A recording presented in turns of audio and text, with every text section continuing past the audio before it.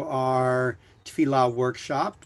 It has been wonderful being with all of you these last number of weeks.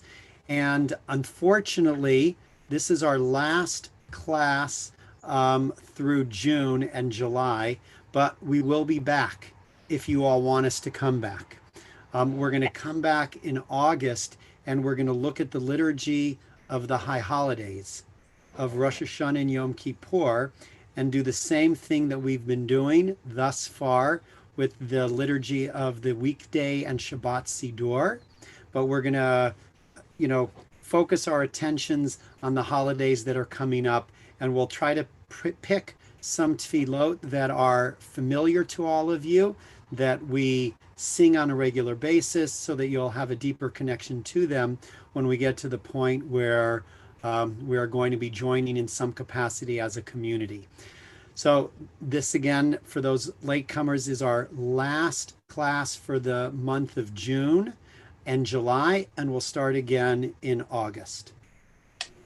We're going to begin, as we normally do, with the singing of the Tefillah Ivdu et Hashem B'simcha Bo Lefanav Birnana, which is a reminder that when we approach Tefillah and prayer, we should do it with an openness of heart and joy and a feeling of overwhelming gratitude for the experiences that we have in this world. So, Cantor Rafi. Can you hear me?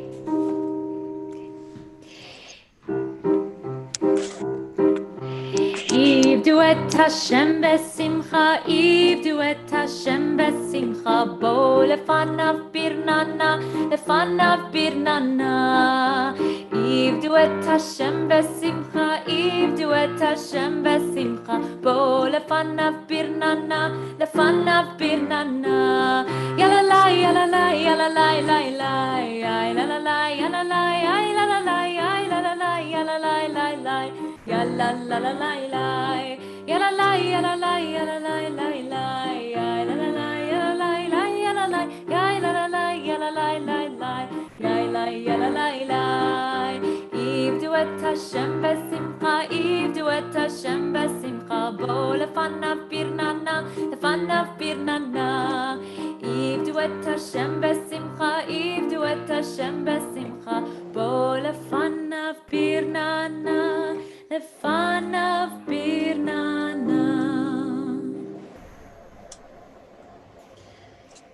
So now that you're really in the mood, even though you were probably in the mood before because you came to this class in the first place, let us say the bracha for learning Torah. Baruch atah Adonai Eloheinu melech haolam asher kitshanu b'mitzvotav v'tzivanu la'asok b'divrei Torah. So today we are going to be studying the tefillah called Matovu. And I think it's probably familiar to many of you, if not most of you, if not all of you. Interestingly, it's not a prayer that we typically recite every Shabbat morning when we come into the synagogue, although we have been reciting it more frequently over the last couple months as we've been on Zoom. Before we jump into the tefillah, before Cantor Jackie shares her screen so that we can see the words of the tefillah, I want to ask you a question. And the question that I want to ask you is, before you begin your prayer experiences in the morning or in the afternoon or the evening, what are the typical emotions that you carry with you into that moment? In other words, what are you feeling before you begin tefillah? Imagine yourself walking into the synagogue on a Shabbat morning, or putting on a Zoom call over the last few weeks right before you turn on the Zoom, or even going somewhere in your house or outside and picking up a siddur and praying. What are some of the experiences that you have right before tefillah begins? Gratefulness. And is that what motivates, is the gratefulness, Andy, that which motivates you to attend services in the first place? Gratefulness for just being alive and for just praise and just being part of the community and just my feeling of being blessed and grateful. Good. Right. And I think that's pretty common that a lot of people, when they enter into this space of tefillah, they're coming there because they recognize the gifts in their life and they want to express gratitude in a particular way for those gifts. What else are we feeling before we pray? I need to connect Connect with God, with the community, with. Good. Okay. Excellent. So we also come to tefillah because we want to connect with each other, with community, and we want to connect with God. Excellent. What else are we feeling before we come into prayer? We're feeling joy, anticipation of hearing the prayers, and the musical tone that it gives you. It just such a good feeling. You must be commenting on the fact that we have Cantor Raffi in our community, which is why it brings you that feeling of joy and good feeling. And with you too, Rabbi. Thank you, Rosie. Thank you. Okay. Anybody else? What else are you experiencing, Miriam? It gives me a sense of peace. Peace. And right before I start davening, I feel a weight off of my shoulders. Bob? Well, strangely, I feel a little bit of trepidation. Am I really in the right place for this moment? Mentally, I mean. Wonderful. I was hoping that somebody would say that. There is also the experience that I think many of us feel, which is, what the heck am I doing? Am I ready to confront my creator? Am I ready to stand before Dalifnei mi'ata omed, right? HaKadosh Baruch Hu, the one who knows my thoughts. Am I prepared for this experience? And so with that comes, as Bob so beautifully articulated, a sense of trepidation, of concern, of worry. Yeah, Lauren. Sometimes I feel confusion because I don't understand what's going on. And Great. sometimes I feel guilt because I'm not there enough. So Okay. Excellent. Good. I was also looking for those answers. Confusion. It's overwhelming. I don't get what the Siddur is all about. I don't know how it's put together. I don't know why this prayer follows that prayer. And my Hebrew is not as good as I want it to be. I wish that I understood the words of the Hebrew more fluently so that I can internalize what it is that I'm saying, and then the feeling would come more naturally. Excellent. Good. Great. Any other last comments? Yeah, Rabbi. Yeah. Petition. Okay. Like, I am in need.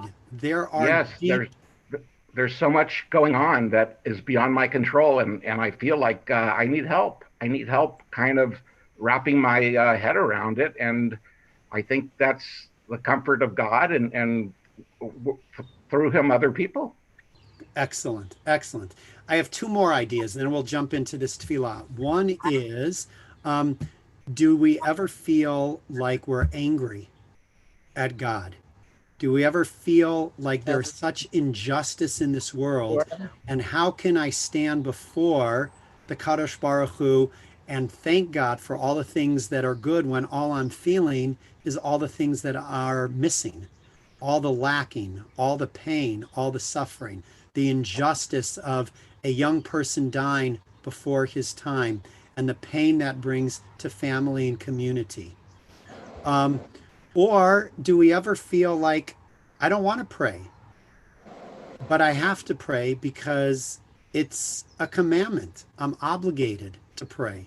And even though I have no interest and no desire and feeling no connection and no spiritual uplift in this moment, I still nevertheless have to do this because that's what my tradition requires of me. So I think it's all of the things that you said, plus that are the experiences that we have before we enter into tefillah. And that really, I believe, is the essence of what the Matovu prayer is all about.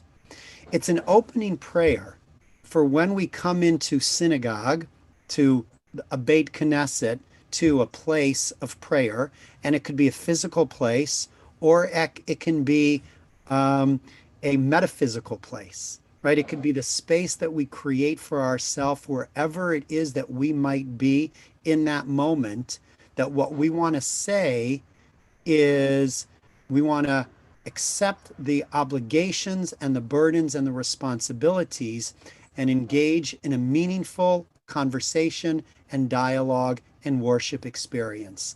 And so this is kind of like the prayer that presents the moment of attitude adjustment, of regulating where we are and where we want to go in our prayer experience. And that's why it begins in the beginning of the Siddur. So I'm going to ask Cantor Rafi to share her screen so we can see the Tefillah and try to get a deeper understanding of what the prayer is all about. And then we will hear, there are countless melodies of Matovu. What I should have done is I should have shared with Cantor Jackie, which I've done in the past, the Matovu that I wrote, that I used to sing to my kids. Oh no, I take it back. That was Moda Ani. That wasn't Matovu. So forget that. Oh, I didn't Now make we have to hear that one day. Yeah. I didn't make you a co-host, did I? Okay. There you go. The one I grew up with was Ma Tovu Ohalecha Yaakov. Yeah, I'm guessing that is not the one that we're going to be singing today. He sings like the rabbi. Are you insulting our friend Paul? Never. Okay. The question that we want to ask as we look through this prayer, based upon everything that I just says, is if this is an opening prayer, does it properly address the needs of the worshiper as we just described over the last 5 minutes? Does it touch on those very things that we were talking about? It begins with the line, Ma tovu ohalecha Yaakov, mishkanotecha Yisrael, a rather familiar line to many of us. Does anybody know where that comes from?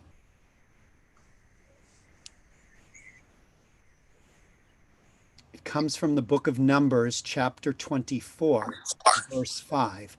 We're going to be reading it in just a couple of weeks. And it is contextually about the story of Balak, who is the Moabite king who wants to curse the Israelites. And so he hires the prophet Bilam, the famous guy with the donkey. And Bilam goes to, he agrees to cursing the Israelites. And as he each time opens up his mouth to curse the Israelites, instead of curses, out comes blessings.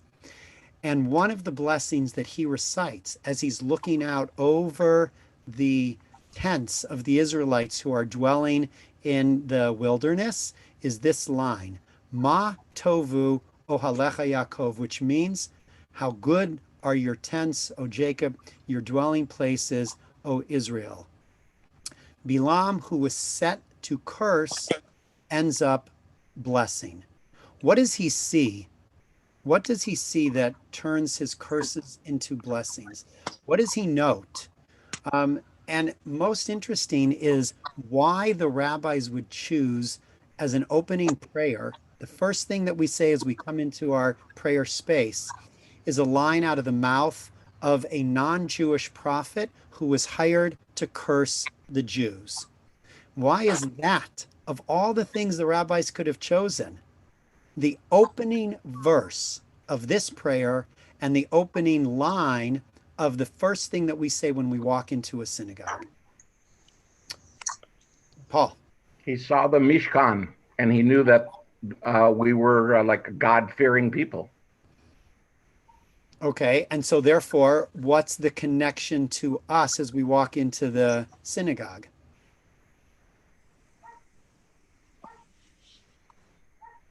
Perhaps, as Paul said, it reminds us that once upon a time, as the Israelites gathered themselves and camped around the Mishkan, which was at the center of their life, so too should we enter the Mishkan, recognizing that on some level, that should be the center of our life. And sometimes it is, and sometimes it isn't, right? Sometimes we make the synagogue a priority, and sometimes we don't. But for the time in which we are coming into the synagogue for worship, can we make this experience central? Can we focus our attention on the divine the same way in which the Israelites experienced the divine as they camped around the Mishkan? Good. Why else? Yeah, Ziggy. The way I'm reading this is a total appreciation of what you've got. The tents, the dwelling, the everything we have, and the Mishkan itself. Wonderful. It's great. Thank you. Good. The rabbis understood, excuse me, when they chose this line, they understood what the Talmud, how the Talmud defined the tov that Bilam was feeling when he looked out and he saw the tents of the Israelites. The tov that he saw was two things. Rashi suggests that the Israelites set up their tents in a way that protected the privacy of each person. So instead of one door opening right in front to the next door, or the windows looking in, they set it up so that each person, even though they were all close together, felt a sense of dignity. And so maybe when we walk into the sanctuary, the good that's being described is the good of kavod, the good that comes with the respect that we bring to ourselves and to each other. While there was privacy, there was also no sense of jealousy or envy amongst the Israelites, the Midrash says. And that's the other thing that Bilam noticed. He also noticed that, or the Midrash at least states, that the tents, there's two words, Ohel and Mishkan, that they represent the schools and the synagogues, or the study halls of the Jewish people.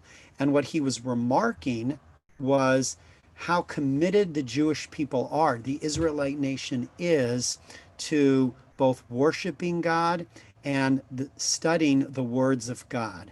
And so it's that intention that we hope to bring into services with us, that we will see as the central feature of our lives the synagogue as a place where we can worship and appreciate and thank God, as well as the source of where we learn and grow. That Torah is central to the Jewish people, as represented by the Mishkan, the Mishkanotecha, and so that becomes the focus, the intention when we walk into the synagogue. That's the first line of this prayer. Then, following this line, you'll notice that there are a few lines that three times begins. Va'ani berov chastecha avo veitecha, which means what? Va'ani berov chastecha.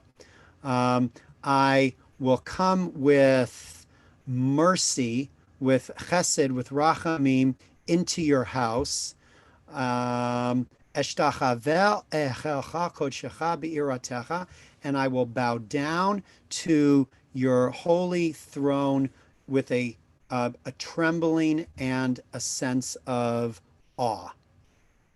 So that's the next phrase, and that comes from a passage in the book of Psalms, Psalms chapter 5, verse 8. Va'ani berov chastecha avo veitecha eshtachaveh el hecha kodshecha b'yiratecha. Then there's a next line. Ani Adonai ahavti ma'on. Wait, where am I? Adonai ahavti ma'on beitecha umikom mishkan kavodecha. That comes from the book of Psalms as well, chapter 26, verse 8. And that means, Lord, I love your temple abode, the dwelling place of your glory.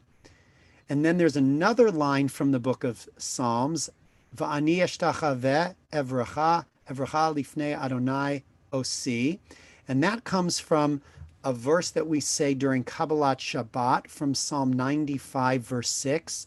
But the way we say it on Friday is the actual quote from the Psalm. Here, they've misquoted it and they've turned it from the singular, which we recite on Friday night, into the plural. We bow and we bend our knee towards you, God, similar to the Aleinu. And then the prayer ends with another verse from the book of Psalms, Psalm 69, verse 14, Va'ani tefilati lecha Adonai et ratzon, Elohim barov chastecha, aneni b'met yishecha. As for me, may my prayer come to you, O Lord, at a favorable moment, O God, in your abundant faithfulness, answer me with your sure deliverance. So, 4 lines from the book of Psalms. One of those lines has been retranslated from the singular into the plural. 3 of those lines from the book of Psalms all begin with the word va'ani, and it's repeated 3 times. Va'ani barov chastecha, va'ani eshtachaveh, and ani tefilati. I think there's a sense that when we come into the morning service, which is when we recite this tefillah, we come as individuals. We have not yet connected with our community. We have not yet connected with God. And so we come as individuals, but in the process of coming as individuals, hopefully we will transform ourselves into a community, which is why the line Bo'u nishtachaveh v'nichra'a nivracha lifnei Adonai asinu is pluralized. That's the one that says, right, we together will bow. We will bend and we will bow our knee down before you, God. And only when we come together as a community can I also express my individuality, which is the way this prayer ends with Va'ani tefilati, that I bring my own specific prayer into this communal experience. I come as an individual, I join together as a community, and I bring my individual words into this community to help everybody in their worship experience. So that's kind of like the flow of the tefillah. Any questions that you have so far? Yeah, Judy. This will show my ignorance, but is this for any time you come into the synagogue or for particular services or? Super question. Once upon a time, the prayer book was not a fixed text. It was not a book the way that we have it today. And I'm guessing that at some point this was a meditation for people as they entered into the synagogue or the Beit Knesset or the Beit HaMidrash when they began their morning prayers. They may have also said this in the evening time, although there's no record of that. But once it was written down, once the prayer book became a fixed text and it was put in as a morning introduction, then from that point on it became connected only to the morning service. But just because it's written down that way in the Siddur doesn't mean that this can't be theoretically the meditation every time we enter prayer. And in fact, at the Mincha service on Shabbat, there's one line of this prayer that appears right before we begin the Torah service. Does anybody know what that line is? Ani tefilati. Very good, Kevin. Yes. The last line of this prayer from Psalm 69. As for me, may my prayer come to you, O Lord, at a favorable moment. In other words, may my words be so sincere that you accept them, God, that you hear them, because they are an expression, God, of the deep emunah, the faith that I feel in you. Even when things may not be going the way I wish they would be going, I don't lose my sense of security, my bitachon, and my trust and my faith in you. I know, God, no matter what, you are my source of deliverance.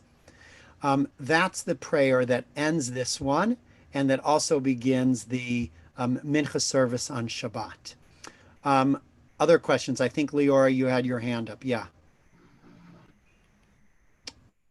I cannot see where you're saying that he's moving from ani, that we see so much here all about me, ani, that he's moving into plural to anachnu. Bo nishtachaveh v'nichra'a nivracha lifnei Adonai asenu. That line is written in the book of Psalms 95 in the singular. Ani eshtachaveh ve'echra'a ve'evracha lifnei Adonai asenu. That's the actual line in the prayer, but it's changed, right? It's the prayer that begins lechuna ranana, lechuna ranana, lechuna ranana, right? And in there it says ani ashtachaveh, but here it's changed to bo'u nishtachaveh. Let all of us come in communal prayer.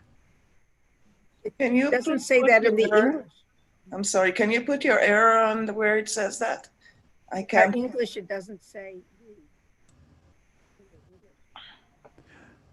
Sorry, what I meant. Okay, thank you. What I meant to say is the original is bo'u nishtachaveh, and here it says va'ani eshtachaveh ve'evracha.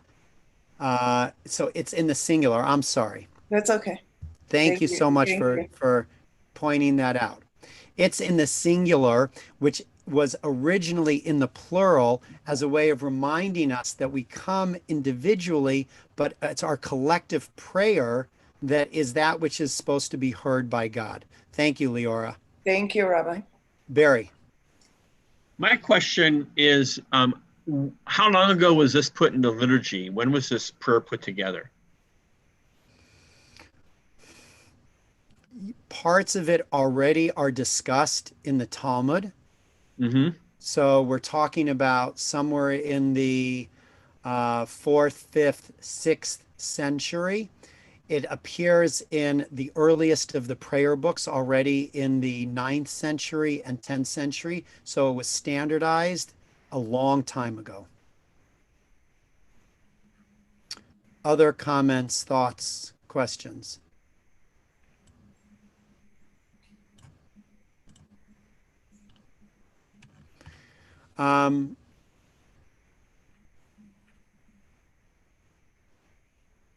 Do you see in this tefillah any of the things that we talked about in the very beginning of class?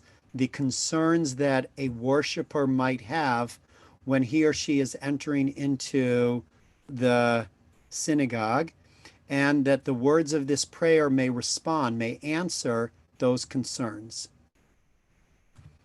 Remember, just as a quick review, concerns around not being in the mood to pray, concerns about anger at God, focus on the joy that we feel that we have so much in our life and we can't wait to thank God, concerns about not being certain of what we're supposed to be doing. We don't know the Hebrew. We're feeling lost.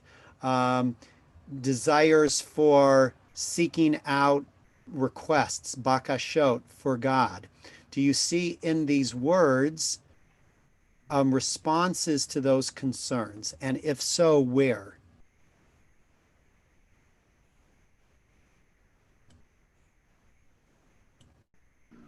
I see joy.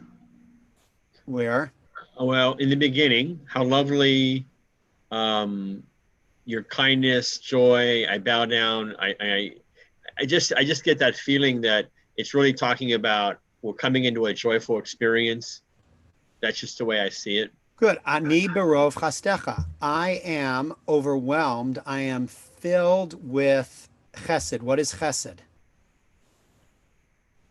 I am filled with your loving kindness, God. In other words, all of the good that you do for me is what I am experiencing as I walk into your holy temple. And it's that overwhelming feeling of your chesed, of all that you have done for me, that leads me to do what? Eshtachaveh el hechal kodshecha. That I bow down in humility, that I prostrate myself before you, which leads to yirah. And what is yirah? An overwhelming sense of trembling before the Kadosh Baruch Hu, a recognition of my place in this universe vis-a-vis God's place in this universe. Great. Anything else anybody sees in response to the concerns that we have when we enter a prayer experience? In the synagogue, like especially in a conservative synagogue, we don't, we don't get that, or we don't show, we feel uncomfortable in showing that feeling. Whereas, if you're in the forest or woods and you see the beauty in nature, you feel that way. But in, like in our synagogue, even if we felt that way, we would feel that we would have to contain ourselves. Great. So the line from Ahafti Me'on Beitecha, right? I love your temple abode, the dwelling place of your glory. And really, Ruth Ann, that can be referring to any place in which we experience our worship, because where is God? God is, another name for God is Makom. And here it says, Ani ahavti me'on beitecha u'mekom mishkan kvodecha, the place of your dwelling. And where is the place of God's dwelling? Every place.